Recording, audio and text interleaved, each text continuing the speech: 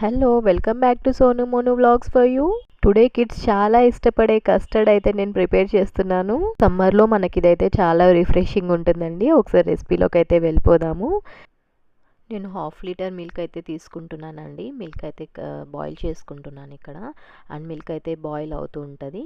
నేనైతే custard powder ఎంత తీసుకోవాలో చెప్తాను. నేను 1/2 litre milk 4 spoons of custard అయితే ఇక్కడ తీసుకున్నాను. అండ్ కొంచెం వాటర్ అయితే యాడ్ చేస్తున్నాను ఇక్కడ. దాని కన్సిస్టెన్సీగా ఏం లంప్స్ లేకుండా మనము కొంచెం థిక్గా కలుపుకోవాలండి.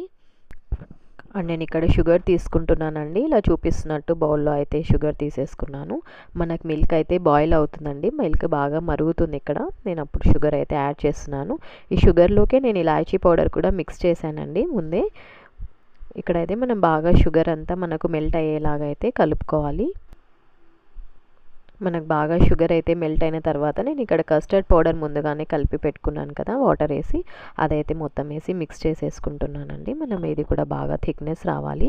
థిక్నెస్ వచ్చేలాగా పాలు అండ్ కస్టర్డ్ పౌడర్ అయితే ఇదైతే మనం అంతా సిమ్లో పెట్టుకొని మనం బాయిల్ చేసుకుంటే మనకు బాగా కన్సిస్టెన్సీ అవుతుంది.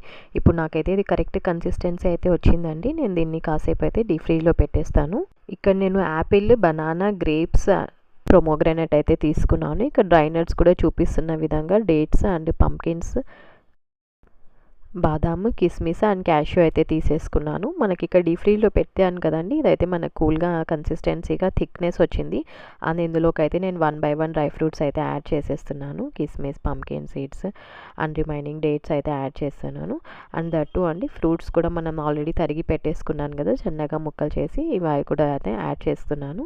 నేను ఇక్కడ పొమోగ్రానేట్స్ అండ్ గ్రేప్స్ అయితే యాడ్ చేశానండి.